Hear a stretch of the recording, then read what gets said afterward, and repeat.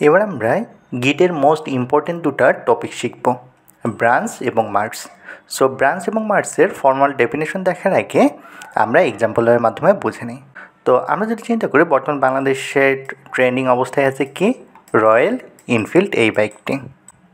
এই বাইকের main showroom কোথায়? ঢাকায়।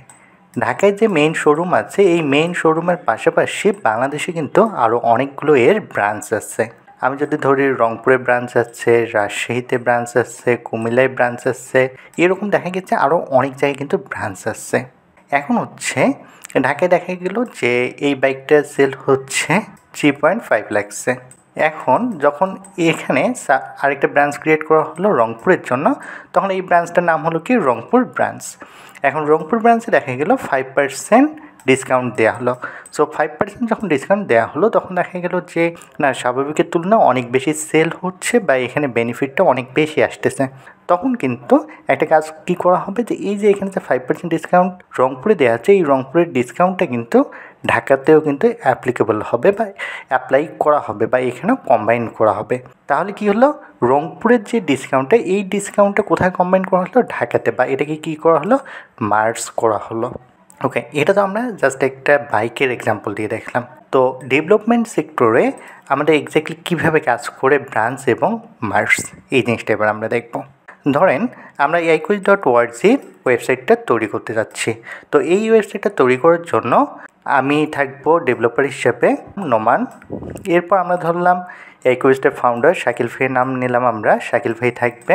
এবং এর পাশাপাশি আমরা আরও দুজন ডেভেলপার নেব, আমাদের বিকামে জ্যাঙ্গো ডেভেলপার পেইড কোর্সে দুজন আমরা ভাইকে নিচ্ছি। একজন হচ্ছে নুরুজ্জামান ভাই, আরেকজন হচ্ছে ইমরান ভাই। তাহলে আমরা চারজন মিলে চাচ্ছি কি, aiquiz.org এই ওয়েবসাইটটা তৈরি করব। প্রথমে আমি কি করলাম, আমি নোমান, আমি প্রথমে একটা গিটহাবে গিয়ে রিপোজিটরি ক্রিয়েট করলাম। গিটহাবের রিপোজিটরি ক্রিয়েট করার পর আমি নোমান, এখানে ধরেন আমি গিট ইনিট এবং এখানে কিছু কোড আমি লিখলাম। লেখার পর এটাকে কি করলাম, কমিট করলাম। ওকে, আমি এখানে যে কাজগুলো করলাম, করার পর দেখা গেল যে এরপরে এখানে আরও কিছু কাজ করলো শাকিল ভাইয়ের কাজ করে এখানে আবার কমিট করলো। ধরলাম এখানে শাকিল ভাই কমিট করলো। এক্সাম্পল হিসেবে যদি ধরি যে আমাদের aiquiz.org-তে আমরা একটা মেশিন লার্নিং বেসড একটা সেকশন রাখতে যাচ্ছি বা এআই বেসড একটা সেকশন রাখতে যাচ্ছি। এখানে ধরলাম আমরা হার্ট ডিজিজ প্রেডিকশন সিস্টেম ধরলাম। এক্ষেত্রে দেখা গেল যে শাকিল ভাই এখানে হার্ট ডিজিজ প্রেডিকশন সিস্টেমের মডেলটা এখানে কমিট করলো। আর আমি এখানে যে কাজটা করব, এর পরবর্তীতে এনার যে মডেলটা আছে, এই মডেলটা নিয়ে আমি ডেভেলপমেন্ট করব বা এই মডেলটা নিয়ে আমি এখানে কাজ করব। আমি নোমান এখানে কাজটা করলাম। করার পর দেখা গেল যে এখানে নুরুজ্জামান ভাই আসলো। নুরুজ্জামান ভাই এসে একটা প্রস্তাব করলো যে ভাই ঠিক আছে, এখানে তো আমরা হার্ট ডিজিজ প্রেডিকশন সিস্টেম আমরা করলাম, এখানে আমরা আরেকটা কাজ করতে পারি।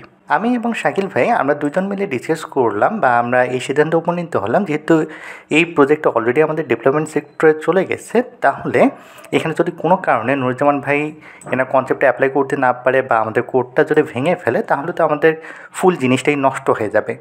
তো এক্ষেত্রে নুরুজ্জামান ভাইকে বলা হলো যে ভাই ঠিক আছে, আপনার যে কনসেপ্টটা আসছে আপনি এটা একটা ব্রাঞ্চ তৈরি করে অ্যাপ্লাই করেন।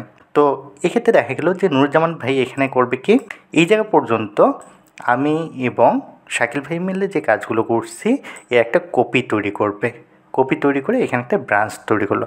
আমি এখানে ব্রাঞ্চ নেম দিলাম এআই। এখানে কে কাজ করবে? এখন নুরুজ্জামান ভাই কাজ করবে। সো এখানে যতটুকু কাজ হচ্ছে, এই ফুল জিনিসটাকে কপি করে নিল। নেওয়ার পর দেখা গেল যে নুরুজ্জামান ভাই এখানে চাচ্ছে যে foods classification and recognition with AI, এরকম একটা জিনিস ইমপ্লিমেন্ট করতে যাচ্ছে। সেক্ষেত্রে নুরুজ্জামান ভাই প্রথমে দেখা গেলো যে মডেলটা তৈরি করে এটা কমিট করলো। আফটার দ্যাট দেখা গেলো যে এটা ডিপ্লয়মেন্ট করলো জ্যাঙ্গো দিয়ে।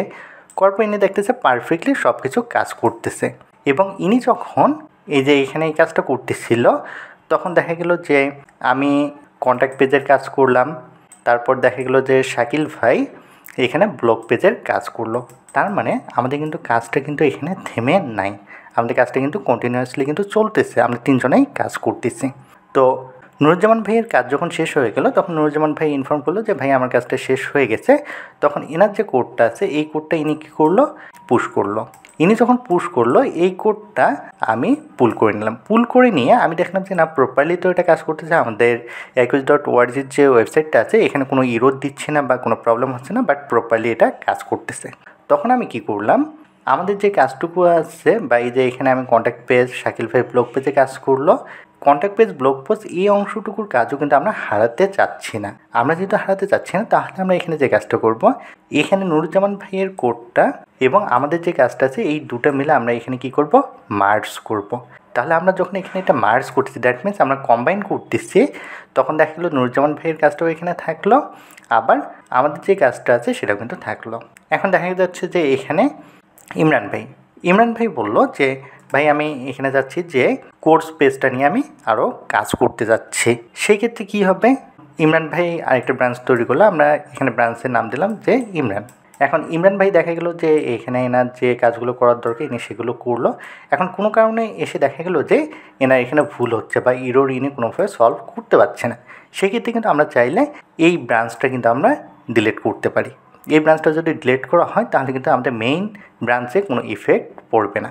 ওকে, এখানে একটা কথা আসলো যে মেইন ব্রাঞ্চ। তো এখানে হচ্ছে আমি যখন কাজ শুরু করছি বা আমরা যখন গিটহাব নিয়ে আলোচনা শুরু করছি তখন কিন্তু আমরা দেখছিলাম আমাদের গিটহাবে কিন্তু দেখাচ্ছিল যে main, that means main branch. আমরা যে এখানে যে কাজ শুরু করছি এটা কি মেইন ব্রাঞ্চ হিসেবে কাজ করতেছে। এই মেইন ব্রাঞ্চের পাশাপাশি কিন্তু আমরা চাইলে 5টা 10টা 20টা 50টাও কিন্তু আমরা ব্রাঞ্চ তৈরি করতে পারি। ব্রাঞ্চ তৈরি করার পিছনে মেইন যে রিজনটা থাকছে সেটা হচ্ছে যে আমরা 5-10 জন ডেভেলপার কাজ করছি, তখন যাতে কারো কাজের উপর কারো ইফেক্ট না পড়ে সেই কারণে মেইনলি করা হয়ে থাকে।